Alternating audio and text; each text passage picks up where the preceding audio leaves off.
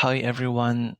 I'm really happy to share some of our work in the past years. Starting from year 2012, I've started in contact with Bitcoin and the blockchain. For me, myself, I'm engaged in cybersecurity and anti-money laundering. In the past years, I have received lots of questions from my friends saying that, Mr. Pan, I have lots of Bitcoin. How should I protect my own safety?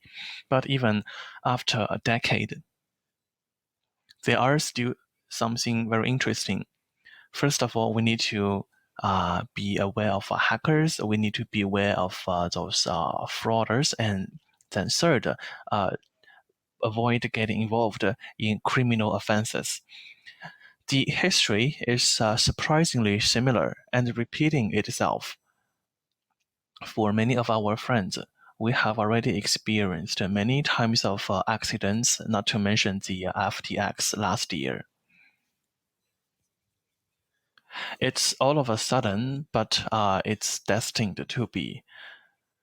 A lot of friends have already focused on the JPEX. JPEX have offered a 20% return ratio. It's surprisingly high. It's obviously abnormal, but unfortunately, on September 13, the Futures and Security Commission of Hong Kong have sent alerts, but within one day, they run away.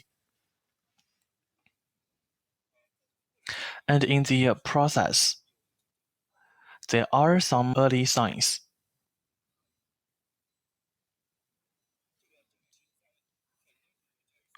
In a lot of exchange, there have been similar events, such as we need to reach a certain threshold to get withdrawal from those exchange, or pay very high amount of transaction fee. The entire process is really quick, and it's only one of the events we have noticed and detected. Apart from JPEX, I believe for many of your friends, you have encountered FTX and the Huobi accidents. And when the policy came into effect, there are lots of emergencies and unexpected events. This is very common. We have observed lots of similar issues. And for the bleeding rate of Web3, we have done some calculation. It's less than 3%. At the moment, the crypto assets is about 1.1 trillion yuan, a trillion US dollar in the world. And according to the public available and media covered data and the statistics, the lost volume is about 28.6 billion US dollar. It's 2.6% of the total market cap. However, for the traditional financial market, for the Hong Kong asset management industry, they have an asset about 3.9 trillion US dollars. And if with this 2.6% bleeding rate, that's 101.4 billion US dollar of a loss. And 1% and even or 2% of this risk cannot be acceptable to the traditional banking industry and the financial industry. And for the Hong Kong banking industry, its total assets are 3.3 trillion dollar, and with this bleeding rate is about 80 billion US dollar of a loss. And then let's have a look at the licensed financial institutions in Hong Kong. For the last 2 years, the total income is about 500 billion Hong Kong dollar. And for the safety events, if that happens to the traditional banking industry in Hong Kong, then there will be about 80 billion Hong Kong dollar of a loss. in the past 10 years, in the aspect of security, Web3 is still facing great challenges when compared with traditional financial industry and when compared with traditional internet technology. And we have also observed there are problems with infrastructure, and this infrastructure also decides that they have to. Uh, there will be similar issues happening with Web3. For Web3 and Ethereum, for the Bitcoin, they are decentralized, but 50% are being carried on the Amazon platform. In another world, actually, what we thought to be very decentralized and autonomous, their risks are still concentrated in a few key links. And they are still subject to the traditional hacker attacks. And then on the other hand, the entire Web3 traffic are still based on Web2. Its core source of traffic still comes from the traditional social media platforms, including Facebook, Twitter, Telegram. At the moment, we also have TikTok. We have bloggers on TikTok that are bringing traffic to Web3. So it's a very interesting landscape. Not to mention that the transaction are still being conducted on the base of a Web2 infrastructure, whether for the cold wallets or the encrypted hardware or the exchange or software wallet. Anyway, we cannot separate all of them from our smartphones or the servers behind our smartphones. And we cannot be independent from all kind of cloud platform service of Web2. But with the Russian-Ukraine war and other black swan events, even though Web3 faces lots of safety issues, however, in the political and economic ecosystem, Web3 is already playing a very important role. Last year, when the Russian-Ukraine war just started, we find that US, Ukraine, Russian, EU, Japan, and Korea, they have been launching their own comments to the Russian war conflict.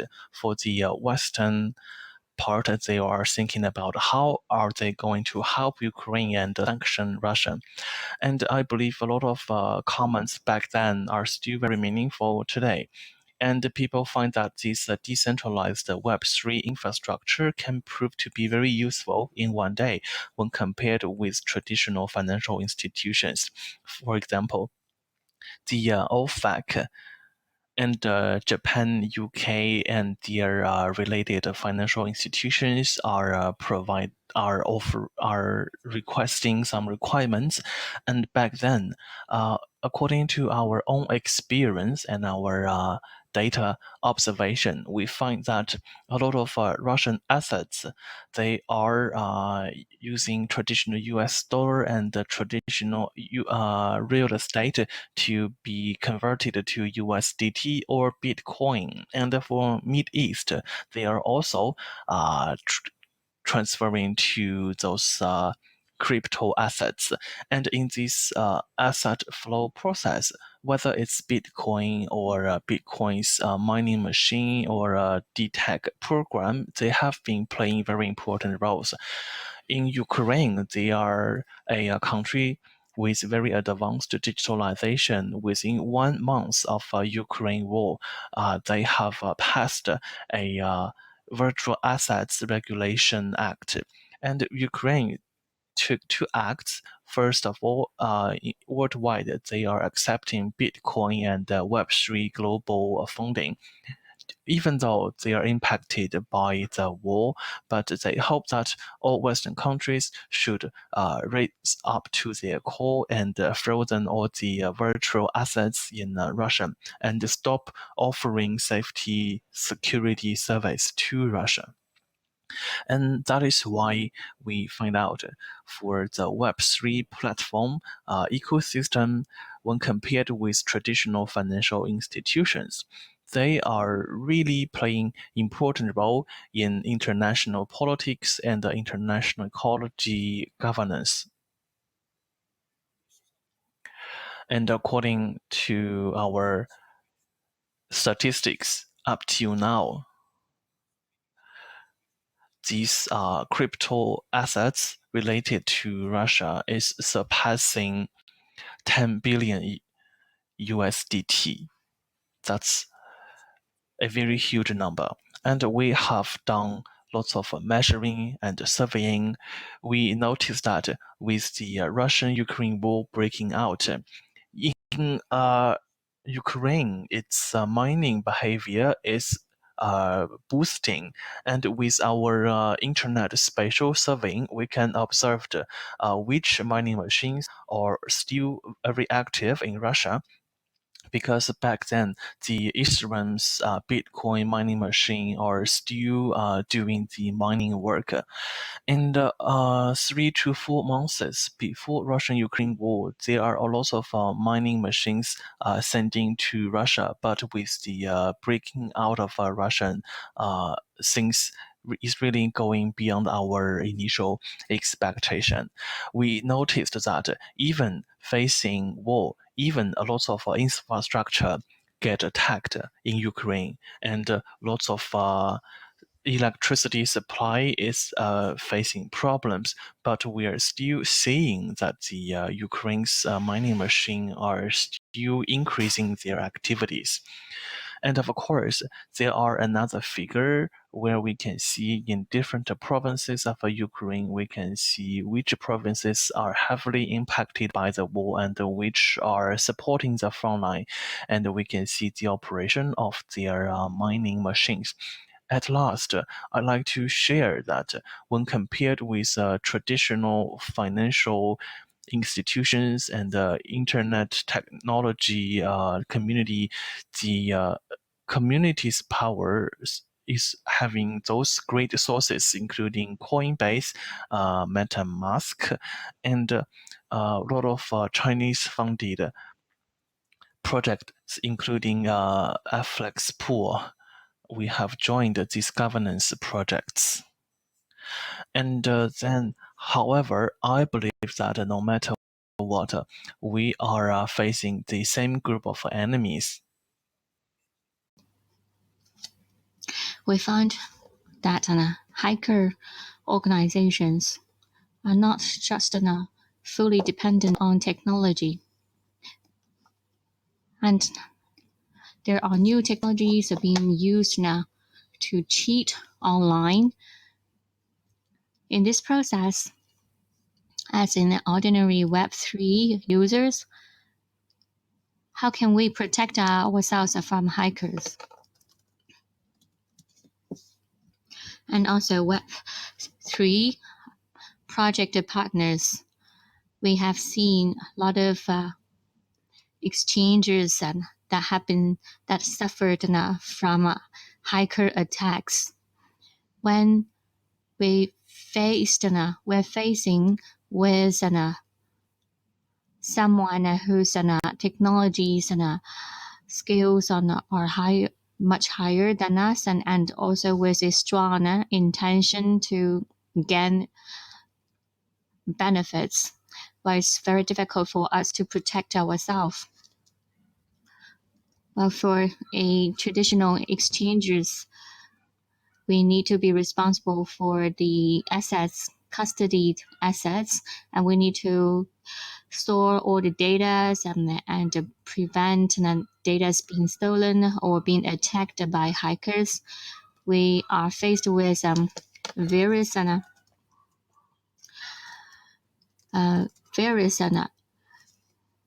of fraud and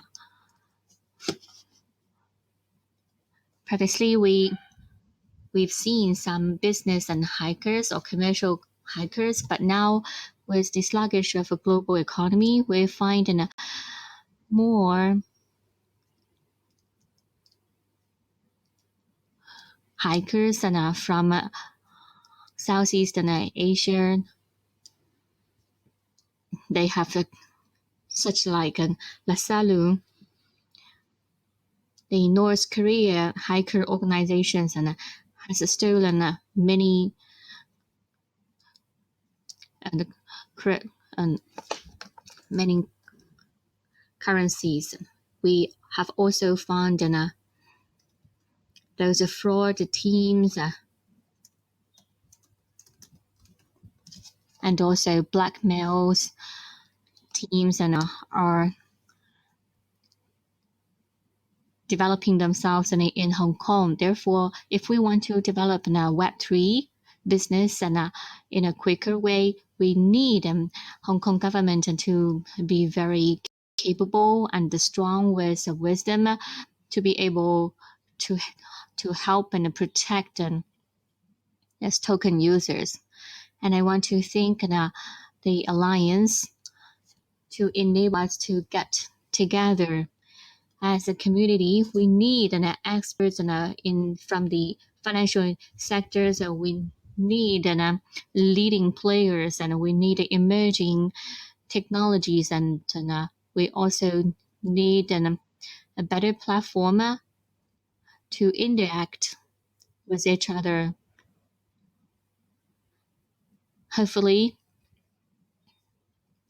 we can share our expertise with you, and also help the Web3 business and industries to develop better in Hong Kong.